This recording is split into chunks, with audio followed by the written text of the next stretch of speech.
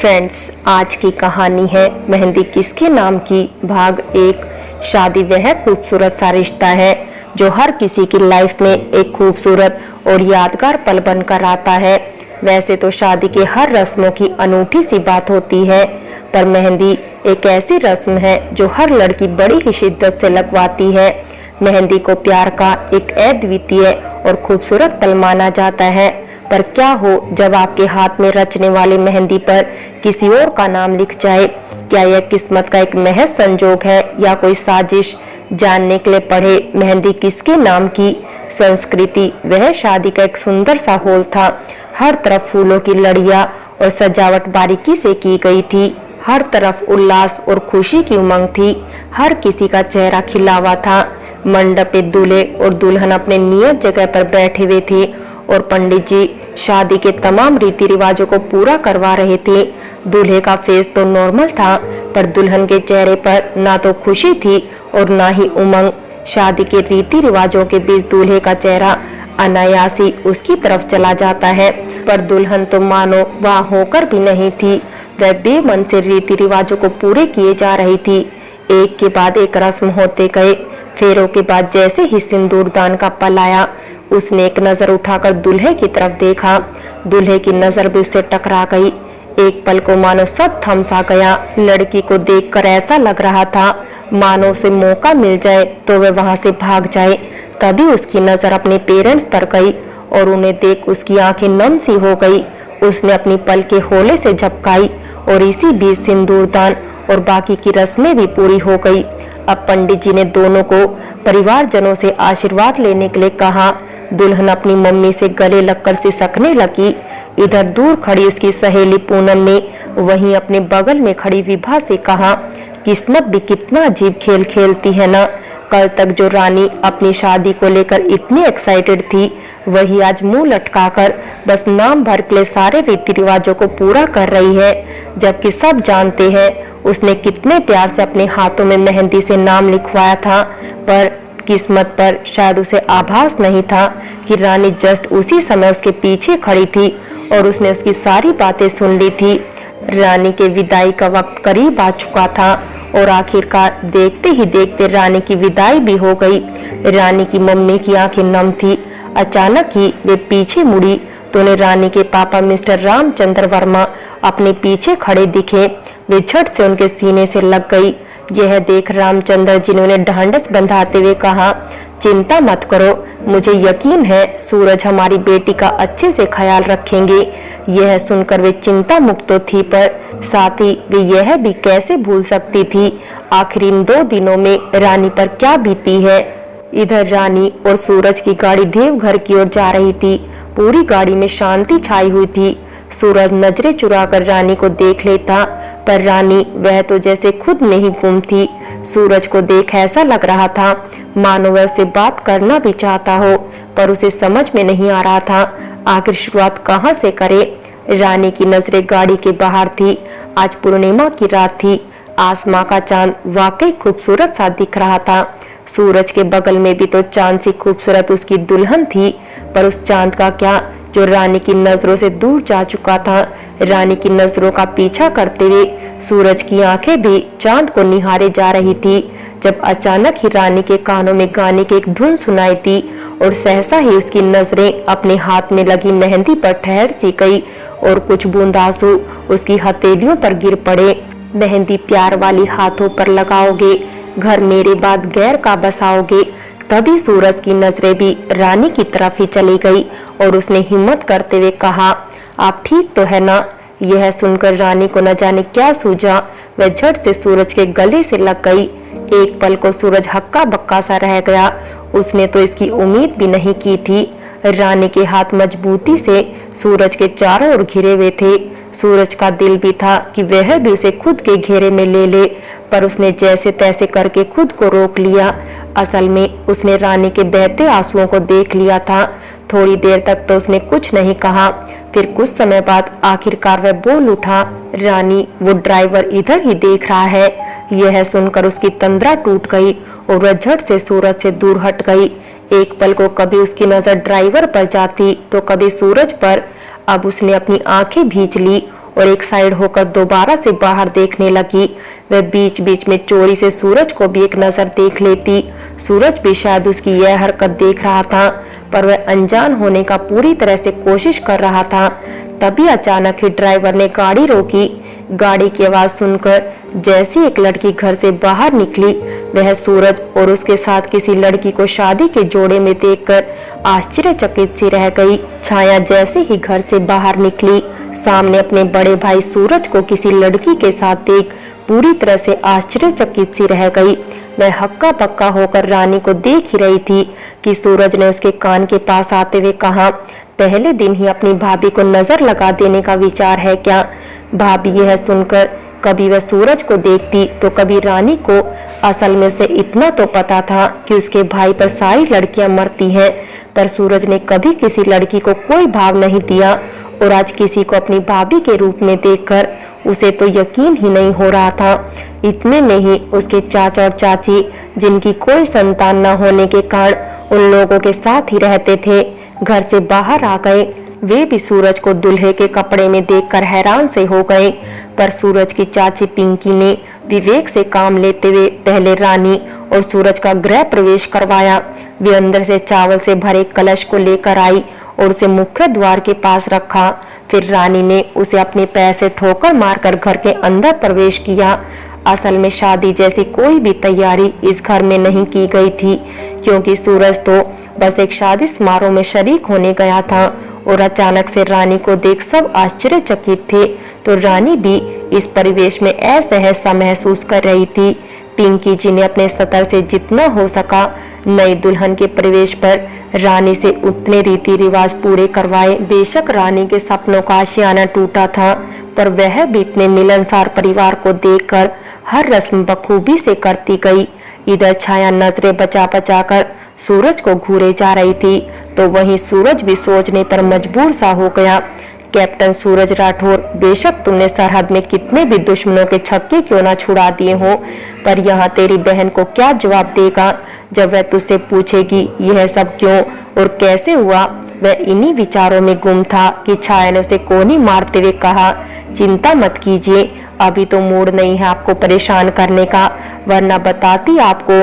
यह सुनकर मानो सूरज को अपने कानों पर विश्वास ही नहीं हो रहा था कि उसकी जो बहन उसे बात बात पर परेशान करने से पीछे नहीं रहती, आज उसे मिश्री सी बोली कैसी बोल रही है।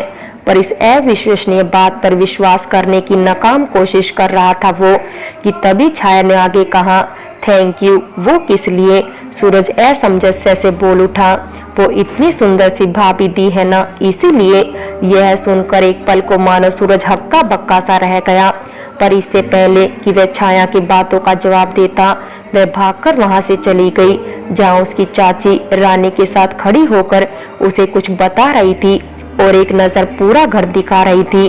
रात के 11 बजे सूरज अपने चाचा तरुण जी, जिन्होंने उसे किसी काम से अपने कमरे में बुलाया था, उनसे मिलकर जैसे ही अपने कमरे में पहुंचा, उसे रानी घुटने मोड़े लंबा घूंघट निकाले बेड पर बैठी हुई दिखाई दी। साथ ही एक बार उसकी नजरें पूरे कमरे का मुआयना करने लगी। कमरा आमतौर पर वह साफ ही रखता था, पर अभी सारी चीजें सलीके से एवं सुव्यवस्थित रूप से अपनी जगह पर रखी हुई थी। बेड को चारों ओर से मोगरे और गुलाब की पंखुड़ियों की लड़ियों से खूबसूरत तरीके से डेकोरेट किया गया था। पास में ही कुछ आर्टिफिशियल कैंडल्स को बहुत ही खूबसूरत तरीके से जलाया गया था। उसे समझते देर न लगी, यह सब छाया और चाची ने बहुत ही कम समय में बहुत ही खूबसूरत ढंग से किया है।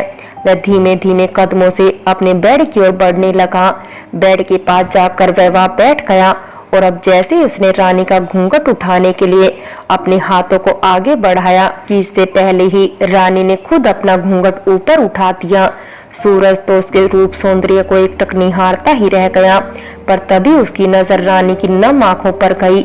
रानी के लफ्ज तो खामोश थे, पर उसकी आंखें जैसे उसे काफी कुछ कह रही थी। रानी ने अब कुछ कहना चाहा ही था कि इतने में सूरज ही बोल उठा, रानी जी चिंता मत कीजिए, जैसे आप अपने घर में रहती आई हैं, वैसे ही यहाँ भी रहिए। मैं ना खुद को और ना ही इस रिश्ते को कभी भी आप पर थोपने की कोशिश नहीं करूँगा, पर हाँ, मेरी कोशिश ये जरूर होगी कि आपकी आंखें आज के बाद कभी भी नम ना हो और ना ही उनमें कभी आंसुओं का कोई कतरा हो। इतना कहते कहते सूरज का गला भर आया। उसने बेड से एक तकिया उठाया और सोफे की ओर चल पड़ा, तो वहीं रानी भी उसे जाते हुए देखकर कुछ कह नहीं पाई। अब रात काफी हो चुकी थी। जहां चारों ओर सन्नाटा था, तो वहीं दो दिलों में मानो एक अजीब सी कश्मकश चल रही थी। रानी ने अब एक नजर सूरज को देखा तो ऐसा लगा जैसे सूरज गहरी नींद में हो, और इस तरह कब रानी की भी आंख लग गई उसे खुद भी पता नहीं चला। सुबह सुबह खटपट की आवाज सुनकर रानी की आंखें खुली तो उसे सूरज आर्मी यूनिफॉर्म पहने आईने के सामने खड़े हुए दिखा। एक पल को तो सूरज को सामने देख वह चौंक सी गई और फिर उसकी नजरें कमरे में चारों ओर घूमने लगी। वह सोचने लगी आखिर वह है कहाँ। उसने अपने हाथों से अपने सर को पकड़ लिया। उसे सूरज के साथ अपनी शादी से लेकर उसके कहे कल के शब्द तक याद आ गए कि वह शादी को जबरदस्ती उस पर थोपने की कोशिश नहीं करेगा। वह अब होले से अपने कदमों को बेड के नीचे रखने लगी। सूरज की नजरें भी अनायास उस पर चली गई।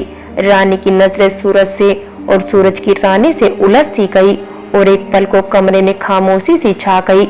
रानी अब भी दुल्हन के जोड़े में ही थी। सूरज धीरे से रानी के करीब आने लगा कि रानी की धड़कनें थम सी गई और उसने अपने कदमों को पीछे की ओर कर लिया। पर सूरज ने सिर्फ इतना ही कहा, आप फ्रेश होकर तैयार हो जाइएगा। सुधीर रानी का भाई का कॉल आया था, वह किसी भी वक्त आपको पग फेरे के लिए लेने आ सकता है। उसने आगे कहा, मुझे किसी काम के लिए रामगढ़ आर्मी कैंट जाना है, शायद रात तक आ पाऊं। आप भी तो कल ही आएंगी। रानी ने महसूस किया था उसके कल आने की बात कहते हुए सूरज की आवाज भारी सी हो गई थी। रानी सिर्फ इतना ही कह पाई, जी। सूरज कमरे से जा रहा था। रानी आईने के पास खड़ी होकर अपने सारे गहनों को उतारकर साइड में रख ही रही थी। अचानक से सूरज ने एक नजर रानी पर डाली और कहा, अच्छे से जाइएगा और किसी चीज की जरूरत हो तो कॉल कर दीजिएगा। जी। वो नंबर वो छाया से ले लीजिएगा। आश्चर्य से छाया से। ठीक है, एक काम करो, जल्दी से नोट कर लो। सूरज ने हड़बड़ी में रानी को अपना नंबर नोट करवा दिया और फिर बाहर निकल गया। यहाँ रानी भी वॉशरूम की ओर चली गई, पर शायद ही दोनों को पता नहीं था कि छाया जो अपने भैया भाभी को बुलाने के लिए आई थी, उसने उनकी सारी बातों को सुन लिया था और अब कई सवाल उसके दिमाग में घूमने लगे। इधर जैसे ही रानी कमरे से बाहर आई, उसने एक नजर खुद को आईने में देखा। येलो साड़ी, हाथों में भरी भरी पहनी हुई चूड़ियां, जैसे रानी आज शादी के बाद जो चेहरे में निखार और नूर आता है उसे जी भर कर जी रही थी। अचानक ही उसके हाथ सिंदूर की डिबिया की ओर बढ़ गए। अब उसने चुटकी भर सिंदूर लेकर जैसे ही अपनी मांग में भरना चाहा, उसे किसी की हंसी की आवाज सुनाई देने लगी। रानी ने अब चारों ओर घूर कर देखा कि उसे आईने में खुद का ही एक अक्ष खुद को घूरता हुआ दिखाई दिया, जो मानो से सवाल कर रहा था, आखिर ये सिंदूर किसके नाम का? तेरे हाथों में रची मेहंदी किसके नाम की? उसकी जिससे तुम्हारी शादी हुई, या उसके जो तुम्हारे दिल में बस चुका है? जो शायद ये कहते हुए अक्ष की नजर उस पर थी तो रानी के अपने अक्ष पर, जहाँ रानी की आंखें नम हो चुकी थी, तो मानो उसको अक्ष को उसकी बेचारगी पर तरस आ रहा था। वह टूटी हुई सी वही आईने के आगे बैठ गई तो वही सिंदूर उसके हाथों से छिटक सा गया। रानी की हालत उस वक्त क्या थी, ना तो इसकी परिकल्पना सूरज कर सकता था, ना उसके माता पिता और ना ही कोई और। उसने दोनों हाथों से अपने चेहरे को ढक लिया और आंसुओं से उसकी आंखें नम सी हो गई। थोड़ी देर बाद उसे दरवाजे के खटखटाने की आवाज सुनाई दी, जिसे सुनकर रानी धीमे से उठी। उसने अपने आंसुओं को पोंछा और खुद को व्यवस्थित करके दरवाजा खोला तो छाया को सामने देखकर मानो चौंक सी गई।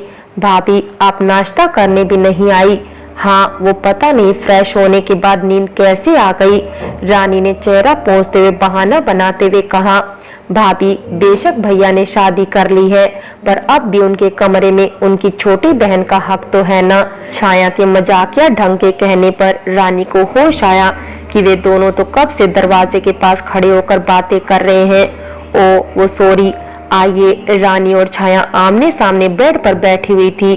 थोड़ी देर तक तो दोनों खामोश थी, पर इससे पहले ही छाया उसे कुछ पूछती, चाची ने रानी को पग फेरे के रस्म के लिए नीचे आने को कहा। रानी ने छाया को सॉरी कहा कि उसे बात नहीं कर पाई और वह फ्रेश होकर नीचे चली गई। छाया भी रानी के पीछे पीछे आ गई, पर इस समय छाया के मन में कई सवाल चल रहे थे जिनका जवाब सिर्फ रानी और सूरज ही दे सकते थे। थोड़ी देर बाद रानी और सुधीर अपने घर के लिए निकल गए तो वहीं सूरज भी मीटिंग खत्म करके बस घर की ओर ही जा रहा था। इस समय उसका चेहरा भाव शून्य सा था, तो वहीं उसे देख ऐसा प्रतीत हो रहा था मानो उसके दिमाग में बहुत सारी उधेड़-बुन चल रही हो। फ्रेंड्स, बाकी की कहानी अगले भाग में देखें और अगर कहानी अच्छी लगी हो तो लाइक करें, शेयर करें और प्यार भरी कहानी चैनल को सब्सक्राइब करें।